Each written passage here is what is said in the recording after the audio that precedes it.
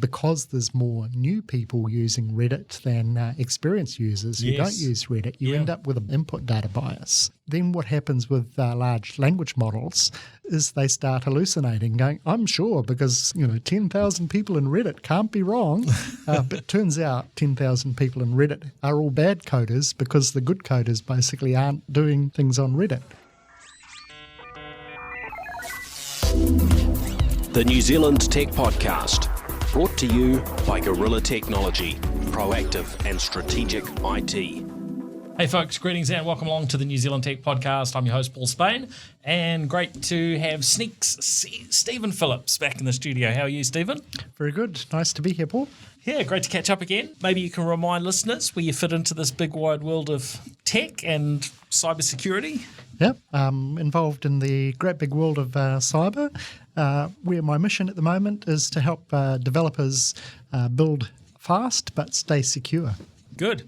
Well, before we jump into all the sort of exciting happenings in the tech world, both here in New Zealand and around the world, a big thank you, of course, to our show partners, to 1NZ, 2 Degrees, Spark, HP and Gorilla Technology for their support of not only the New Zealand Tech Podcast, but the broader tech and innovation ecosystems here in New Zealand.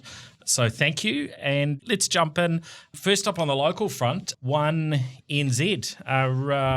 I guess they've made a bit of an acquisition there with Dense Air, who have some spectrum, which probably comes in rather handy for them, being able to give them a better capability in terms of when we look at that capacity for 5G. That looks like a pretty handy manoeuvre for them. Yep, having more spectrum is always useful, especially if you can use different parts of the spectrum to avoid that sort of saturation capacity problem, because frequency reuse when you're right adjacent becomes a problem. So more spectrum, more throughput, happier customers. Yeah, well, what we've got is this scenario in New Zealand, lots of other countries too, where you've got competing technologies, and especially for companies like our mobile providers here in New Zealand, who they're to a degree they're competing with the fibre connectivity at a sort of wholesale level. Of course, they resell that connectivity, but if they can sell the entire connectivity to people for their homes, and they've got enough spectrum, then they can deliver that 5G service direct to people's homes. That works out as good business for them, and obviously there's sort of that flexibility piece that comes for some households and not having their connection kind of fixed, whereas I tend to generally think, for your home connection, fibre is kind of, your gold standard from a performance and reliability perspective. But actually, there's not really a one size fits all for every scenario. And good business for them. And of course, having that mobile connectivity at plenty of bandwidth available for that is pretty handy, isn't it? Yeah, the high-density urban areas where you've got a lot of apartment living, things like sporting events is probably where the densification aspect and all sort of really comes into play, because you can give more bandwidth to more of the punters and the likes. Yeah. Whereas out in rural broadband sort of world, not so much. You don't need that much density. Yeah, I was at an event last week in India with SAP, a conference they run called TechEd, which I'd only heard of TechEd as associated with Microsoft, but it turns out Microsoft started running their TechEd event in 1993 and finished it, I don't know how many years ago now. And I was thinking, this must be some new thing for SAP. They started running their TechEd event only 3 years later, so over 25 years they've been running it. But we were at the keynote, was in a large conference hall and thousands of people in there. and there was supposed to be this Wi-Fi available to everybody.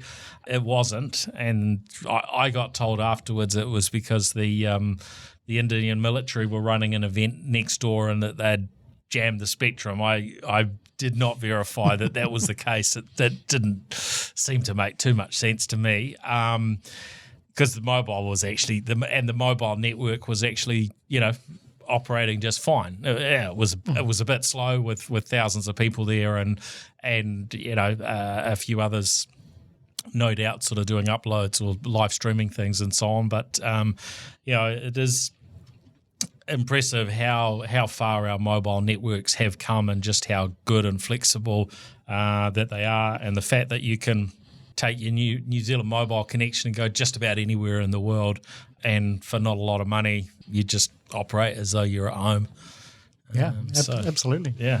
But yeah, great to have that extra spectrum, available.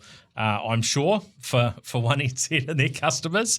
Not necessarily how competitors might feel around that situation, and I guess we sometimes get into a little bit of a debate around what is the right way to control and share the spectrum around. So we'll see how that plays out. Now, in other news, sort of looking locally, there's been a bit of attention given to the role of facial recognition systems here in New Zealand, and really, media seems to be paying, I think some more attention to the role of facial recognition systems, by government entities and by private organisations. But it definitely has kicked up a chunk of attention in media coverage in the probably the last couple of days, especially. But it is one of those topics that keeps coming up, and looking at some of the government use where they've got work that's been going on for their identity check system in terms of verifying people online, and looking at stuff and some of the other media reporting. They're talking about a system that's failing 45% of the time in initial instances, and that in itself, of course, is quite a headline. But there's a whole lot more sort of behind the scenes around, weighing up the sort of the pros and cons of using this type of technology, and especially when we consider that governments like any entity are imperfect, and quite often end up having data breaches of one form or another, and can end up using data over the longer term for maybe quite different purposes than what they're initially put in place for, and so we've seen sort of different things going on around the world in terms of legislation, haven't we? And I think it's kind of a moving target in terms of what people are comfortable with as from a sort of citizen's perspective, and then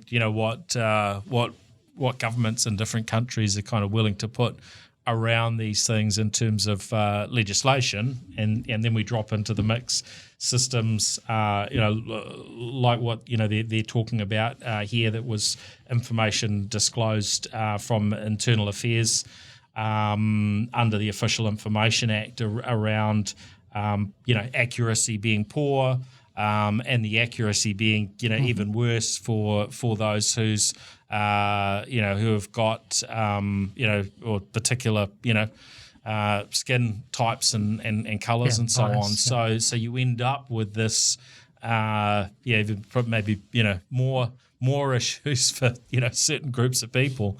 Yeah, I think there's a little bit of a lag in the update of some of the more modern technology as well. Because certainly, the passport sort of photos to passport sort of scanner that you have at the airport, those systems are still predicated on kind of like 2D type images and the likes. And just how you have your head tilted obviously changes what the dimensions between the points that are trying to figure out. And you move slightly, and your ears have gone on one side and things like that. And we, my daughter had an issue and all with that. Where it took multiple times of submitting, so the failure rate is definitely poor. But as you move to more video-based systems, and you like you do on your phone and all now, you have to move your head around so it can actually get the things in 3 dimensions.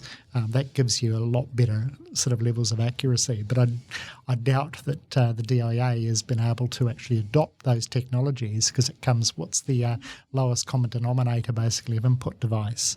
So in a little bit of a bind there. And then with the data set being probably bigger to do that, how do you actually then, protect that? And the government is, through the NZISM, sort of putting a lot better protections and all around your biometric sort of markers. There's the information Type 2 now. Security manual. So they're having to actually be a lot more controlled around how they store, how they transmit, how they receive, and handle sequence management around that. So, definitely room for improvement.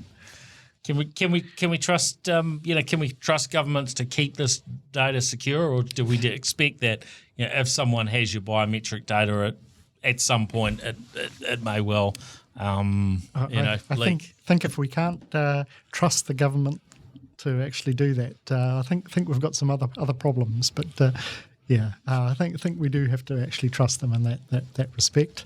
We just got to keep them accountable basically for making sure that they are following the appropriate controls, and that's a matter of in investment and audits.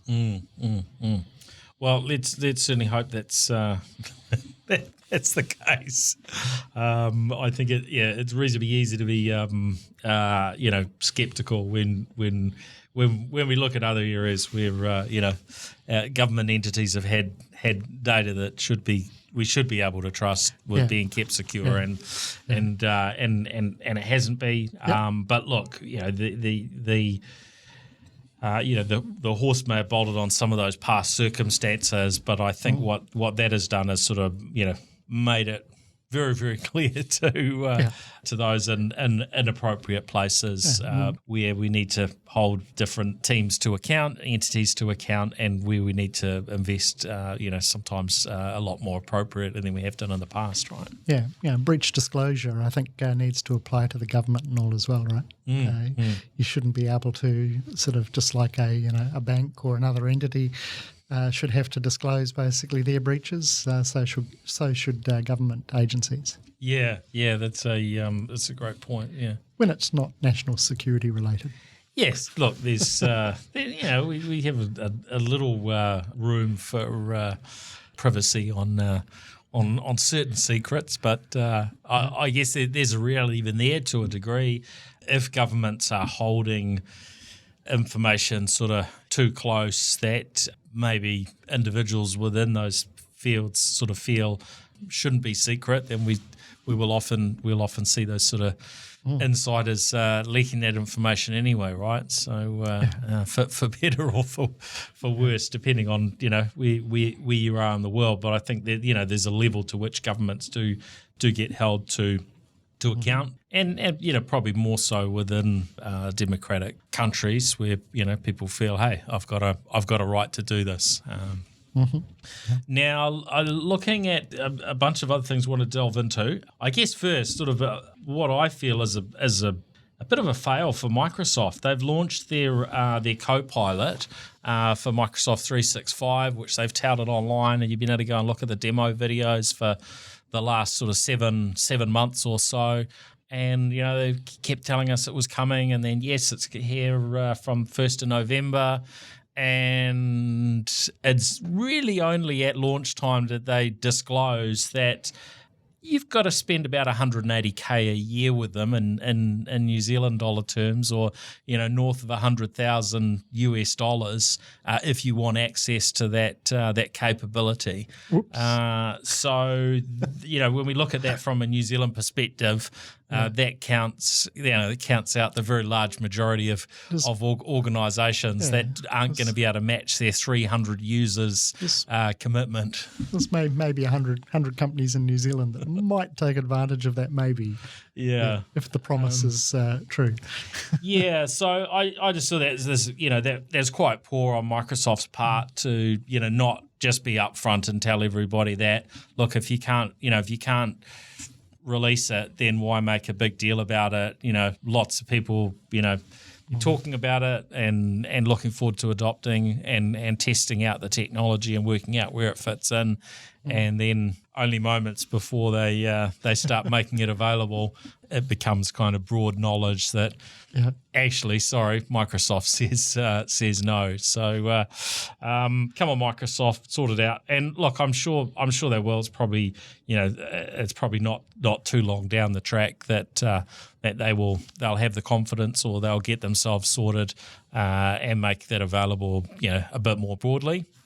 But I guess let's see how they go. And there's sort of two sides to that. Maybe the technology just stinks and isn't very good, and they're sort of too ashamed to let it out for too many people. I'm not sure. There's a few reasons that are possible in there. There's huge compute sort of implications and all for doing that at that sort of scale as well. So. Yes.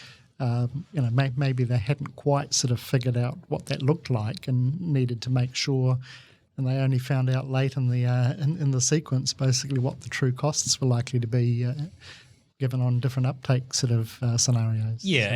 and there certainly are those sort of challenges with how quickly some of these things can scale. We saw that with ChatGPT.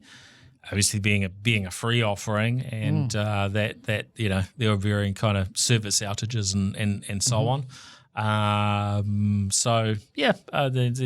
There might be some things there, but I don't think, from what I've seen so far, there hasn't been a lot of sort of transparency to give clarity for it, or there certainly hasn't been a, hey, we're sorry we led you astray. We said one thing and we're doing another.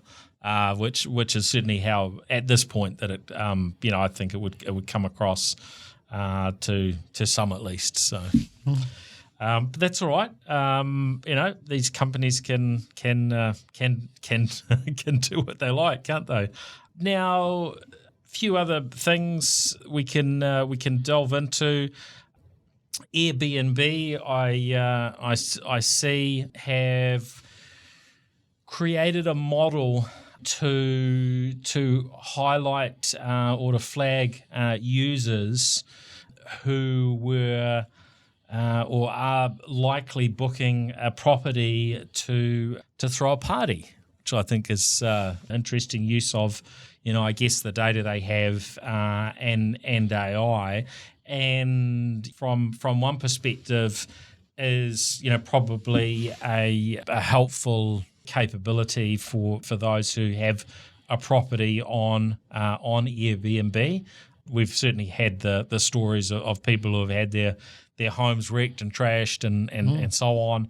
Yep. And I think the general thing with Airbnb is that the use of people's homes for a party is not the use of the approved use of the platform. So they look into a whole lot of variables, things like whether the reservation is very close to the birthday of the person making the booking, whether the guest lives nearby.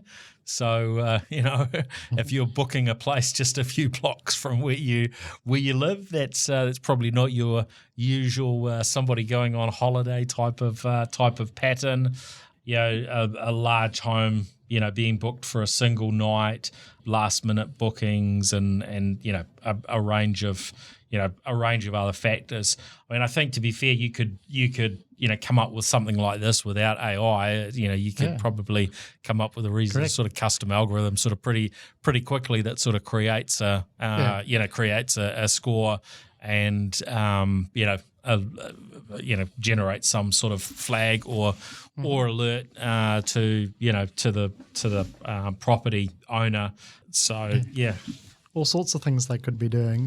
They could be doing inference from that person to social media posts that are in the public domain, and there's all sorts of things they could use to do it. But it's I think it's a good use case. Yeah, and there are these scenarios that can work out really well. I guess it's sort of giving some thought to those who are maybe incorrectly kind of caught up. Yeah, making sure there's caught up with it. So a people process. So it's like, it's it's my partner or spouse's birthday, it's our anniversary, it's this or that. You could see, we'll go and, there's been that nice place down the road. We noticed it on Airbnb. Let's go and spend a night or two there, and then you get banned because of it. Yeah, we've booked it for the in-laws who are arriving in basically and we don't have enough bedrooms at home, right? Yeah. Completely viable. But so long as you have a human-in-the-loop process that's easy to use, no problem. So there are always sort of some risks with with some of these things and things that might get inferred by the data that might be complete and utter false rubbish. Yeah. So I think we definitely have to keep a watch. We spoke a few weeks ago, maybe a couple of weeks or so back around. Cruise with their AVs, their autonomous vehicles, and how they had made an announcement of them moving into other countries because they've been testing them in the US for some time. And it sort of caught my attention that their international announcement was made, but it was made as, that'll be 2026 when they're going to be going into these other markets, which to me was really a big sort of red flag of, they can't be doing so well if it's going to take them another 3 years to get into another market. Anyway, since that time, we've seen the California Department of Motor Vehicles basically suspend Cruise's deployment and driverless testing permits, and which is basically ended their ability to actually operate in San Francisco at the current time. And then since then, that's pushed out further, and they've stopped operations across the United States. And this has been in response to accidents that have taken place and people being hit by the autonomous vehicles. Now, I haven't seen the data, but I think the reality is we move to autonomous vehicles. That doesn't mean that they're going to be completely accident free. And so, we're going to have this kind of, tenuous relationship, I think, with autonomous vehicles over the years ahead, as the technology, the artificial intelligence and machine learning research kind of goes on, because they're never going to be absolutely perfect, and any imperfection, I think, is going to be pounced on pretty quickly. Yeah, well, if you cast your mind back maybe 6 months, we had those hilarious videos where these cars were actually evading the police checks. So they would, stop and parked, and then the police would go to check them and they'd run. They'd drive off. So now they've completed the cycle and they're doing hit and run now. So they're actually running into passages. So I think it's probably a limitation with the sensing, the resolution of that. Like, are they using LiDAR or that type of a technology? Yeah, I think they use a mix of sort of LiDAR and video cameras. They've got a range of sensors, haven't they? Yeah, and I think some other players in this world have already dropped basically doing the LiDAR and having enough sensors so that in each sensor, if each camera, they're able to identify that, hang on, something's actually getting close to me, they can, and then with the compute power and all sort of on board, and say in Musk's latest Teslas, they'll be able to mitigate those problems a lot better. And I think it's just a matter of, it's a generational issue, and it's moving so fast that they don't have the compute power and the sensor power to actually do things well enough. Yeah, I mean, it's a really interesting area, because you kind of come to one conclusion, and then, a day or a week, a month, whatever, a year passes, and you might reevaluate all your conclusions, because they find they've hit a sort of brick wall in one direction, or another, with an aspect of the technology. I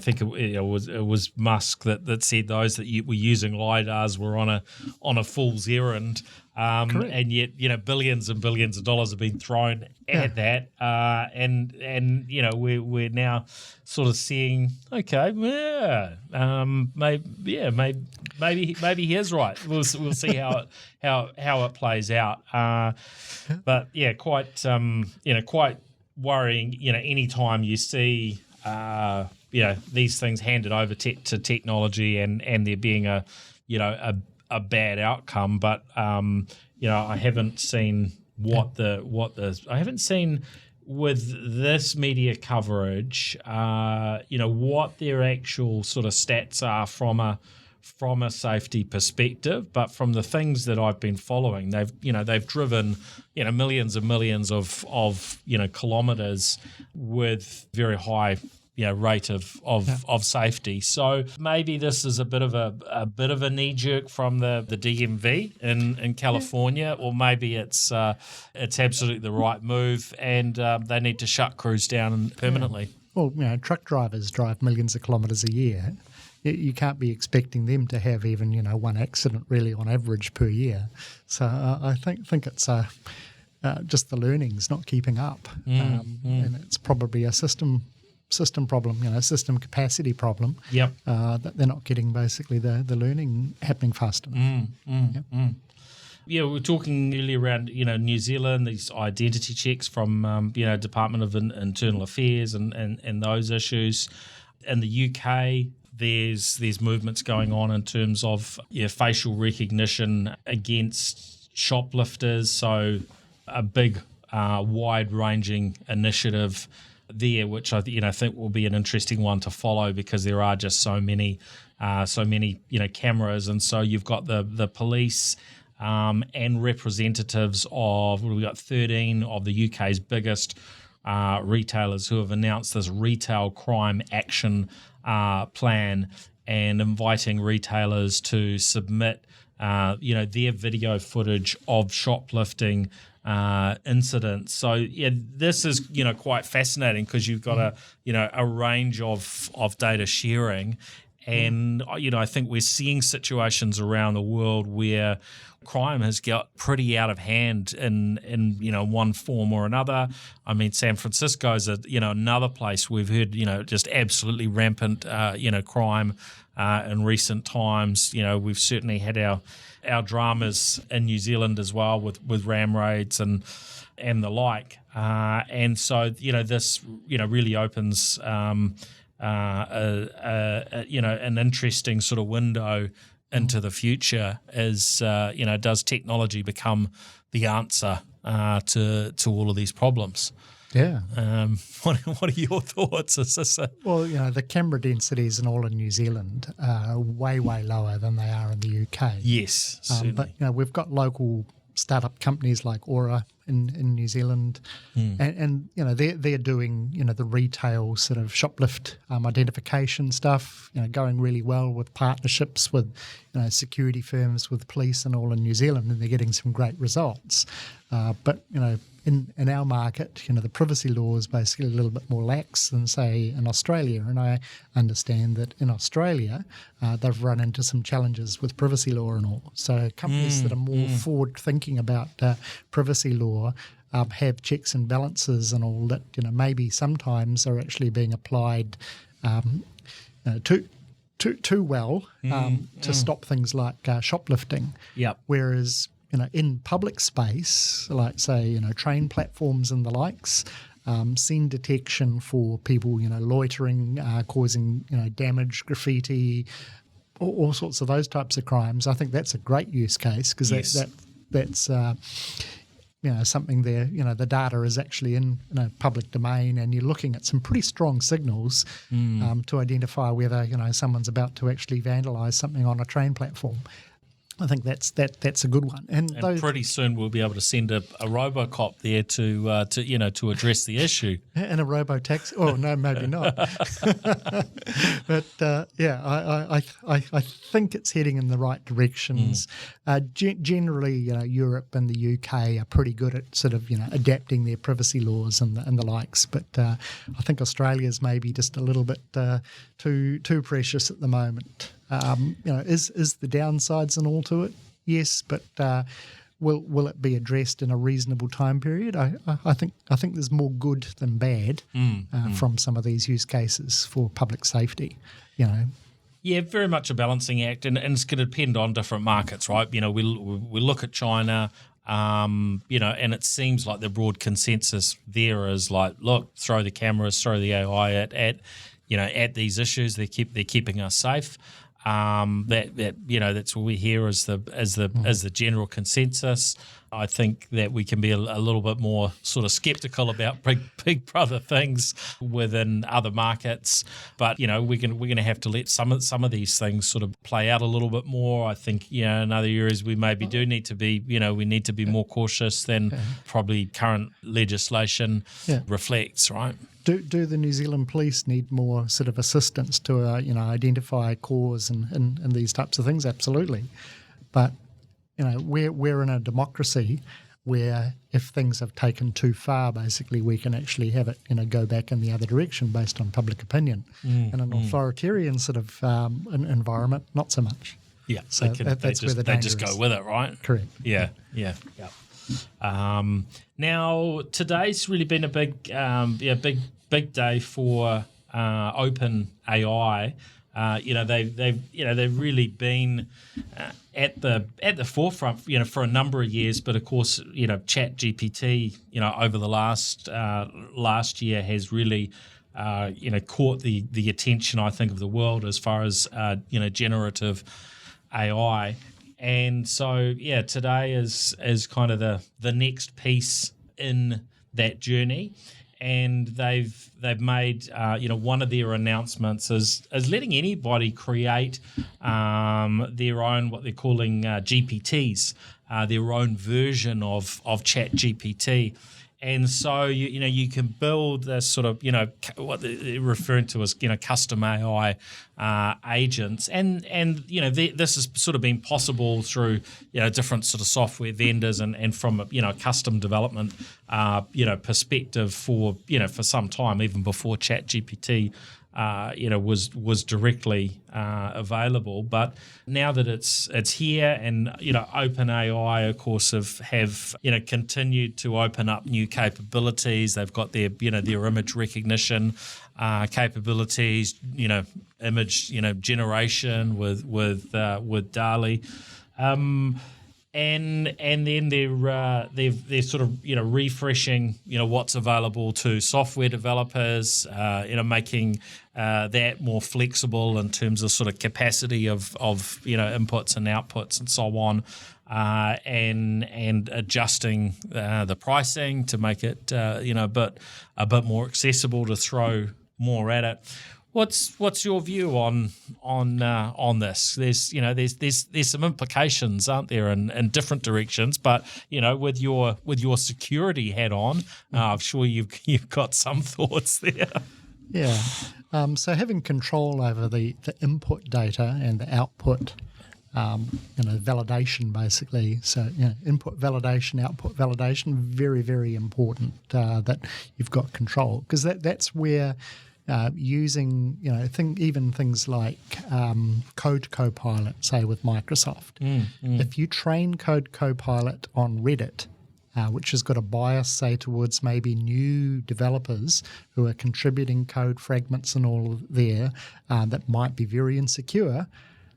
Because there's more new people using Reddit than experienced users who don't use Reddit, you end up with a bias, input data bias. So then what happens with large language models is they start hallucinating, going, I'm sure because 10,000 people in Reddit can't be wrong. But it turns out 10,000 people in Reddit are all bad coders because the good coders basically aren't doing things on Reddit. So you've got to be very careful with the biases for your input training data. And this isn't, obviously for coding, you put in poor code, then you get all sorts of issues in terms of security and reliability of the code. But if you're looking at, using AI to write a speech for you, to give you legal advice, to help you on the tech front, all of those things. If you're pulling in data that is weak or incorrect to start with, correct, then is they start hallucinating, going, I'm sure because 10,000 people in Reddit can't be wrong, but it turns out 10,000 people in Reddit are all bad coders because the good coders basically aren't doing things on Reddit.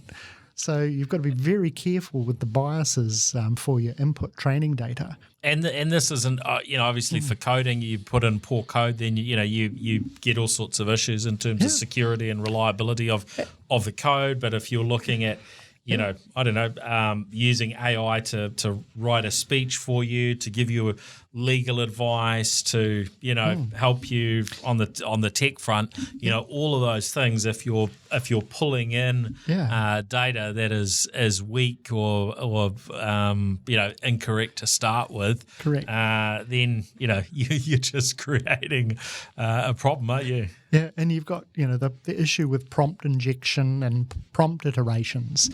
We've seen situations where you get one of these generative AIs basically to produce some code, and then you go, can you create a secure version for me? And it'll create a secure version for you, and it'll absolutely swear black and blue that it's a secure version. Yep. And then you test it with an actual software, like a static sort of a testing tool. It's got some expert sort of machine learning sort of algorithms where we've passed it by basically security experts and gone, no, it's actually insecure. And then all you do is actually change the name of the function to something else. Different, yeah. And now it'll say, it's insecure now. Or secure. Or it's secure now. Yeah. So just on based on that a word and a and relevant the frequency aspect of the code. word. Yeah. So the execution of the code and the logic of the code is insecure. Yeah. But just by changing the name of a function doesn't make sense. And it's because large language models can't evaluate code execution. They can only evaluate the frequency of where this is used and the context in which it's used. So whenever you're using these large language models, you need to use them together with an expert trained system, preferably an expert trained system that before it actually gives you output, that output is also checked or supervised. Supervised machine learning is the technique we use at Snyk for making sure that what we do offer up to developers is actually secure. So by all means use Code Copilot and the other generative code ones, but use them together with an expert system that is actually guiding that as well. So you're not just creating insecure code at higher volumes. And so that's really, to me, that's the big lesson for all of us is, I think we should all be, putting on our futurist hats and imagining and thinking around how, AI, particularly generative AI, might help us and change things going forward. And so we should sort of be looking out how's that going to impact our careers and our work. But we should be applying the technology now to what we do, learning, utilizing the technology where we can, but not just blindly trusting Correct. what it is that we get back. So, it's exciting when OpenAI, announce some new things that we can utilize and we should go in and utilize, but let's not put all our trust in the code it generates, the the coaching guidance maybe it gives us. And I saw some of the examples. They've got Creative Writing Coach, where it can read your work, give you feedback to improve your skills. Perfect the example. Laundry Buddy, ask it anything about stains and settings on your washing machine and how to sort out your laundry. It might have a particular bias, I'm guessing, based on the data to the US, there being more population and more content about that. So that might not work so well here. There's one that they've highlighted to do with game time that can explain, board games or card games and so on. Even those things, you might take what that platform gives you in terms of feedback and find it's irrelevant for how a particular game is played in your area or region and so on. So there's all sorts there, but we need to make sure to actually double check everything, right?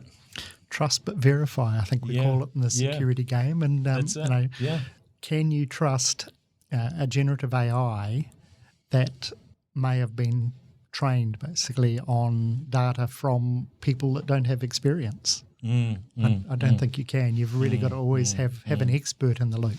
Yep. That's really good advice.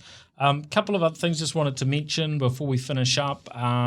Europe has banned Meta from using personal data to target ads. This is a really big deal. So I'm quite fascinated to see how that how that plays out, because it's like, well, hold on, how does that work? That's their whole business, isn't it? Is using our personal data to personalize and target the advertising. Well, it's in breach basically of the GDPR because of effectively the right to be forgotten if somebody's opted out. Basically, that advertising data set's probably still using their data to target them, right?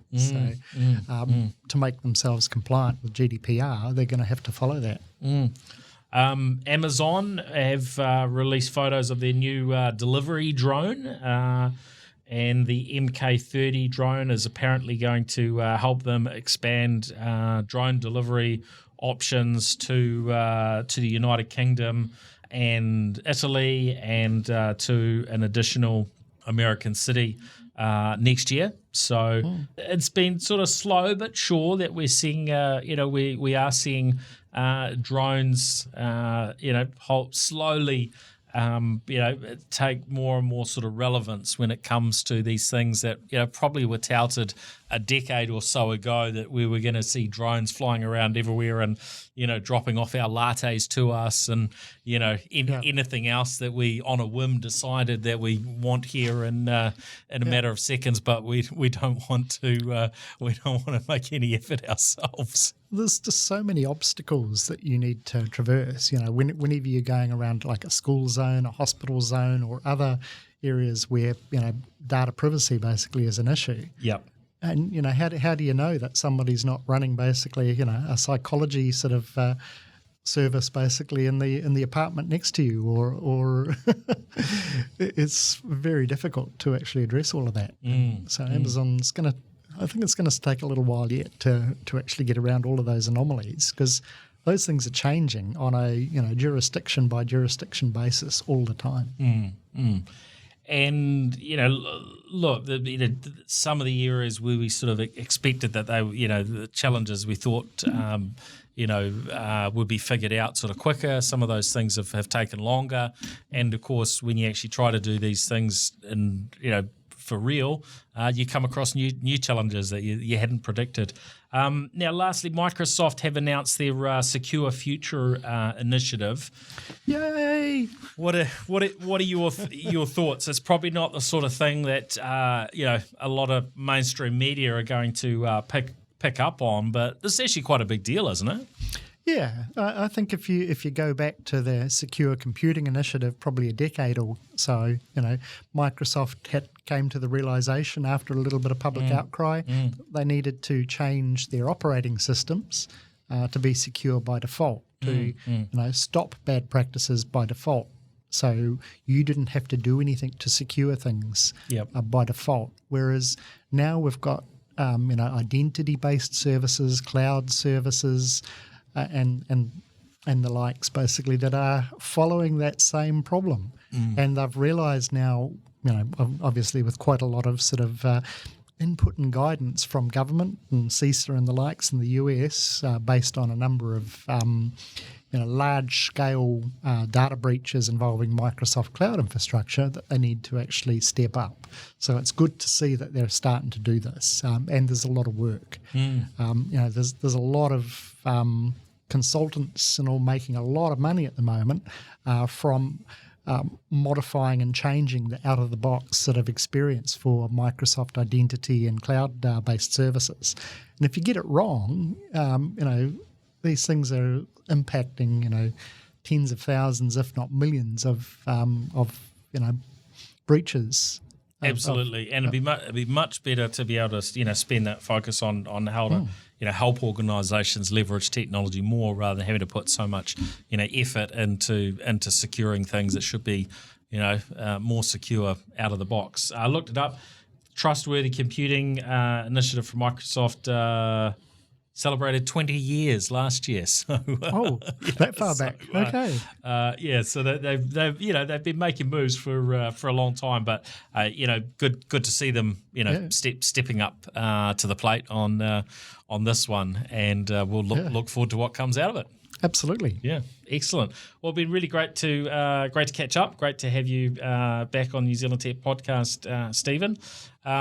People want to track you down. Where's the best place to find you?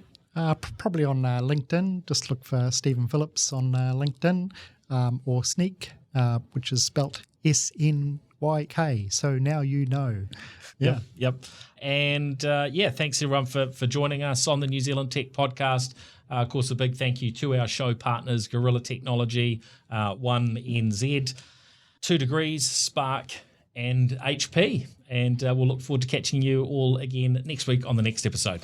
See ya. Thanks. Thanks, Stephen. The New Zealand Tech Podcast, brought to you by Gorilla Technology, proactive and strategic IT.